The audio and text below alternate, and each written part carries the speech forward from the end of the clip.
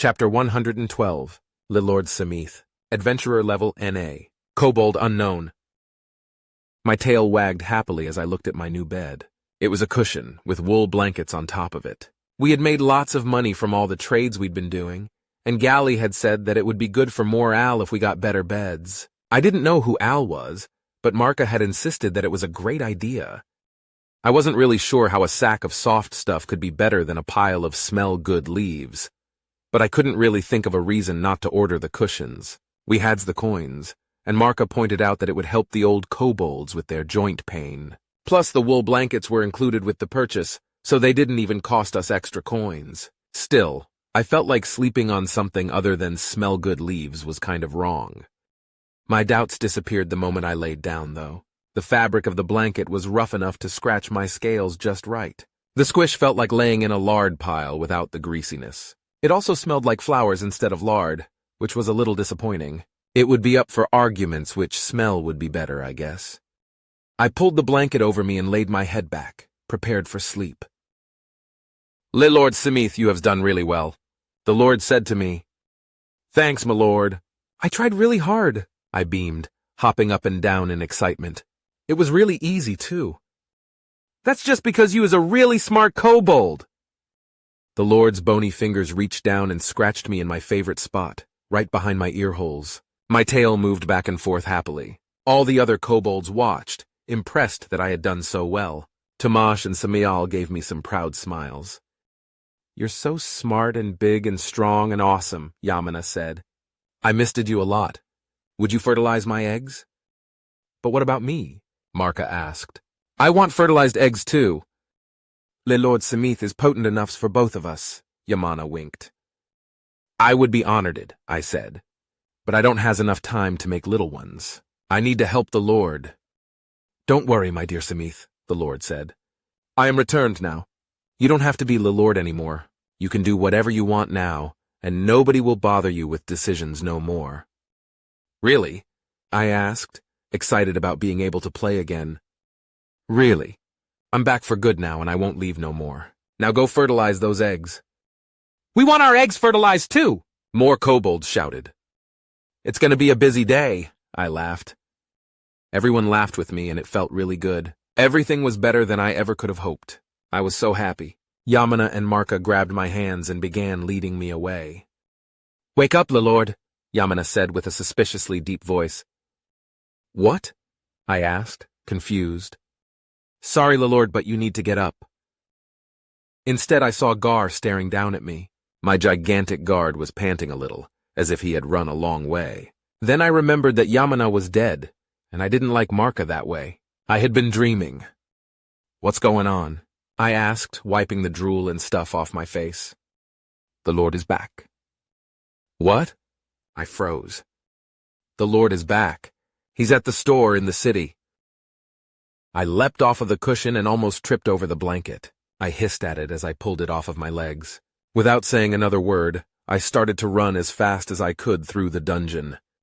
Gar kept pace with me, which was really easy for a Bakobold to do. Long legs means faster runners, but even orcs can't run as fast as Bakobolds can. We ran to the tunnel, through the tunnel, and into the mansion that we turned into a store. The magical lights that we got from the elves kind of hurt my eyes, but I still looked around frantically. Then I saw him, the Lord standing in our store looking at our goods. I wanted to call to him, but my throat wouldn't open. Instead, I ran over and knelt, skidding on the polished wooden floor a little bit. Ah, Samith, he said with a happy tone. I see you have done quite well in my absence. Far better than I had expected, certainly. Thank you, my lord, I said. Samial was telling me that a secret tunnel to this manor was discovered in the dungeon? Yes, my lord. Some elf adventurers came, and we welcomed them like you told us to. One of them accidentally helped Hinthry discover the entrance. You said you wanted to trade relations with the Shire town, so I decided that opening a store would be better than waiting for the caravan. And the municipal government is fine with this? I don't know, my lord, but the mayor helped us with the forms and buying the manor. We have enough coin to pay off the mortgage, but Tomash says that we should save some coin to buy more goods to sell from the elves when their caravan comes back. You're trading with elves as well? From where? Yes, my lord. The elf adventurers introduced us to some merchants from their kingdom to the south of the dungeon. We buy stuffs from them, then sell the stuffs to the town in the store. Oh, and we let merchants open stalls in here too. They pay us rent. Is it just me, or has his speech improved? Somebody else asked. I looked up and saw a familiar pinkish face. The weird shitty guy who helped kill the sucker had a curious look on his face. Then I noticed that the orcs he was with for the fight were also with him. The only people missing from when we saved the Lord were the wasted westerns. I've been taking lessons, I exclaimed. More like the people in the city kept correcting you, Samial said quietly. I glared at my impudent underling. I listened to the corrections and have also been asking about the big words, I argued. Regardless of how the learning is being done, progress has indeed been made, the Lord said. I chose my proxy well. Really? I asked in amazement. Yes, I'm proud of you, Simith. I felt a wetness on my face and quickly tried to wipe away the tears that had started coming from my eyes. My mama used to tell me that big kobolds don't cry, but I couldn't help it. My good dream was coming true. Except Yamana was still dead, and there wasn't any talk about egg fertilizing. Not that there was really anyone that I wanted to fertilize with except for Yamana. I almost laughed through my tears once I realized the thoughts I was thinking. The Lord told me, in his infinite wisdom, that I was worthy of something like pride, and here I was thinking about fertilizing eggs. The Lord noticed my tears and nodded softly. Everyone else went quiet. It was hard to tell if they were concerned or they understood. Samial's chin was jumping up and down like he was trying not to cry, too. Maybe my mama was wrong and meant to say bakobolds don't cry. Are you okay? The Humy guy asked. Yeah, I managed to say. I'm just so glad. I worked it really, really hard. We all did. And it was scary. I didn't know what to do. Tomasz didn't really know either, and I was so scared that we was doing the wrong stuff or stuff wrong. The Lord is so kind, and he wants what's best for us. But he left it to me to decide what was best for us, and I was so worried that I wasn't ready for it. Was he being too kind in choosing me? Or was choosing me by default because I was the only one who survived the sucker attack? I didn't know, and I didn't like questioning the Lord. And I really, really missed the Lord, too. I missed you too, Simith. All of you. Also, you mean default. The Lord laughed and bopped my nose with his bony finger. Oh yeah, default, not defoot, I chuckled. It's just, this is like the best dream come true right after I awaked. I'm not supposed to be a leader. But I did a good job, and now the Lord is back so I can go back to being a normal kobold. The Lord's jaw opened slightly, which was an expression I had only seen when the younglings would ask him questions about fertilizing eggs. He would usually say something about how certain knowledge should come at a certain point in maturities, and that they should ask their parents if they're ready for it or not. If they pestered him about it, he would get impatient and threaten to tell their mamas on them. But I didn't ask him about how to fertilize eggs. I already know how to do that, it's easy. So why would he be making that face? Well, Simith, the Lord scratched his neck bones. I'm not entirely back. You're not back? I asked, confused. No. But you're standing here. Correct. So you back? But you're not back? Yes. I'm confused, my lord. I know, the Lord sighed. My time away from the dungeon is not quite finished, but I wanted to visit and see how things were going. Visit? I asked, tilting my head in confusion. Yes, I wanted to check in and, depending on how things were going, either reassure you or correct you. I have other matters to attend to that require my presence elsewhere. Oh, so I'm not done being the Lord. No, not quite yet. Soon? Perhaps, the Lord rubbed his jawbone.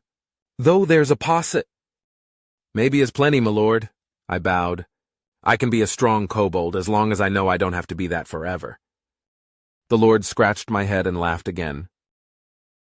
I have seen many good leaders and many bad leaders, Simith, he said. Whether they be kobolds, elves, dwarves, gnomes, or orcs, all good leaders share similar qualities. Good leaders take the time to give things a second thought when they can afford to. They hold themselves accountable because there's no one who doubts them more than they doubt themselves. But above all, they don't allow those doubts to stop them from doing what needs to be done. I firmly believe that were I to ask any of the kobolds or bakobolds that are under your guidance, they would all agree that's an apt description of you. A murmur of agreement came from the kobolds and bakobolds who were watching. I looked at them in disbelief and saw Samael nodding really hard. Then the Lord said something that shocked me to my core. In many ways, you're a better leader than I am. This led to some confusing stuff in my head. The words almost felt good to hear, but I was angry at the Lord for being criticality of the Lord. But being angry at the Lord wasn't right to do, so I decided to be angry at the words instead. Absorbingly not, my lord, I argued. I think you mean absolutely. Doesn't matter, sire, I hissed angrily. You has been the Lord since way before I was born. You are the only leader I has ever had. You are super strong, you are super sicka smart, but you still look after us. Even kobolds that are new know that you are gooder than their chiefs ever could be, because you are more than we could ever hope to be, but you hope for us. You saw my great-great-great-great-grandparents struggling, and not only helped them, but you helped all their kids too. How could you not be best leader ever? The other kobolds cheered at my words, demonstrating their loyalties for the Lord. I nodded approvingly at them. All of those things you said about me applies to you too, my lord. No, the Lord laughed. I definitely don't doubt myself nearly enough. You're doing it right now, my lord, I interrupted. Everything you said makes me a good leader is stuffs that I learned from watching you when I was a hatchling. Whenever I has to leads, I just copy how I've seen you do it. He's very good copier, Gar agreed with a chuckle. Samith does well as your proxy, my lord. But you are our lord because you're wise enough to have seen his potential, Samael added. Even if he were to remain our leader for the rest of his days, he could never reach the level of experience in the role that you have. We all respect the Lord, and will live and die at his word, but only because that word is reflective of those that would come from you, our true Lord. The orcs that were friends of the Lord looked at him with uncomfortable expressions. The pink guy just kind of nodded silently, but the Lord stared at us, seemingly at a loss for words. You are the Lord, I said. You will always be our Lord even when you don't want to. Everything we have, everything we are, it's all thanks to you. I will be the Lord for you. We will make friends with all the town folk for you. We will protect our home for you. We will better ourselves for you. I could feel an excitement in the air building which each world. I rose to my feet. Proudly, I looked our Lord in the face and took a deep breath.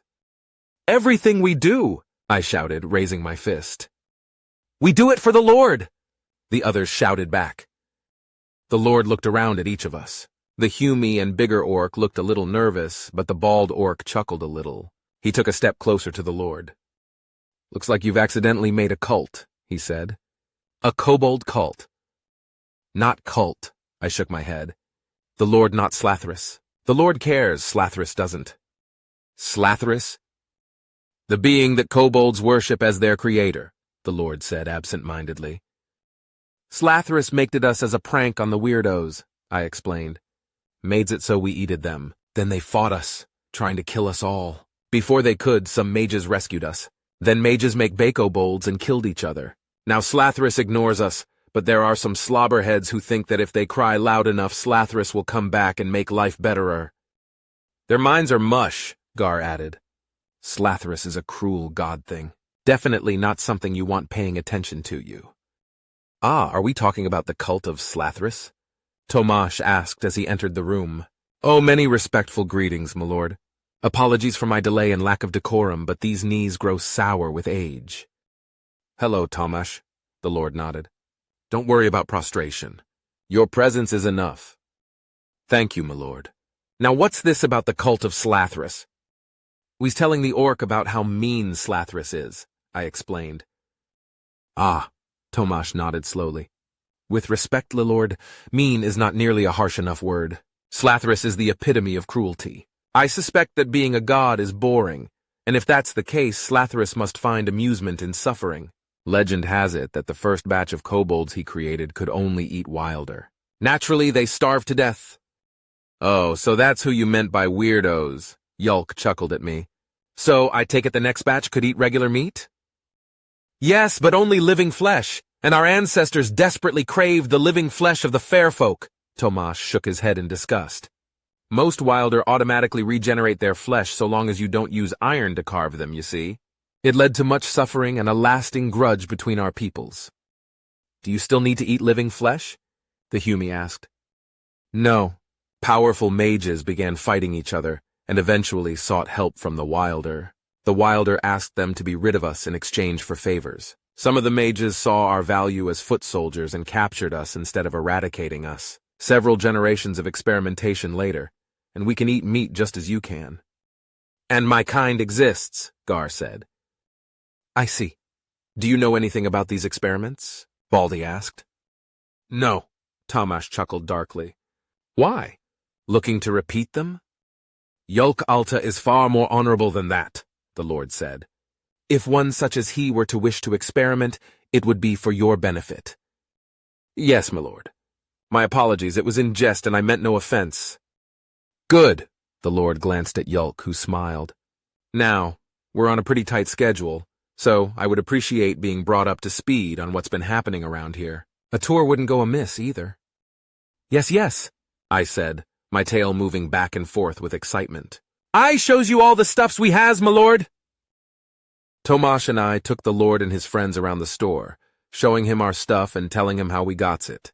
He was a little shocked about how much stuff the elves were willing to sell us, and warned us to use caution when doing international trades.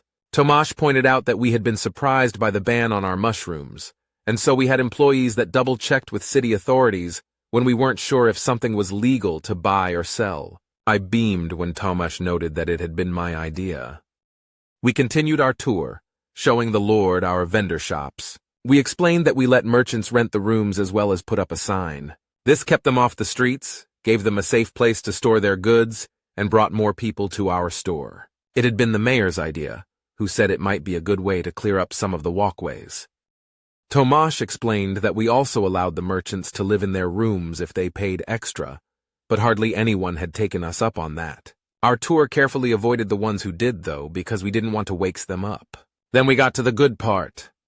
One of the bestest things about the manor was a feature that had survived all the bad weather and rot that had taken hold when nobody lived there. Right next to the tunnel that led to the dungeon was a tunnel that led into a giant metal room with a very heavy door. The mayor had given us the key once the Moore gauge was approved, and even though there wasn't anything cool in it, we figured that it was a good place to store coins. My heart raced as I watched the Lord's jaw drop. Stacks of coins as tall as bakobolds lined the back walls. Paintings, jewelry, statues, ancient tomes, and various other valuables were neatly sorted on the sides. The orcs and the Hume were also impressed, but I cared a lot less about their thoughts. The Lord congratulated us on our success, and it made me really, really happy. Then we had nothing left to show him, and he had to go. It was surprising how quickly the happy turned to sad. But I decided that I would cherish the good stuff instead of dwelling on the sad stuff. We knelt before our Lord as he bid us his farewells. Then the Lord and his companions left us with the promise that he would return one day. We all hoped that day would be soon.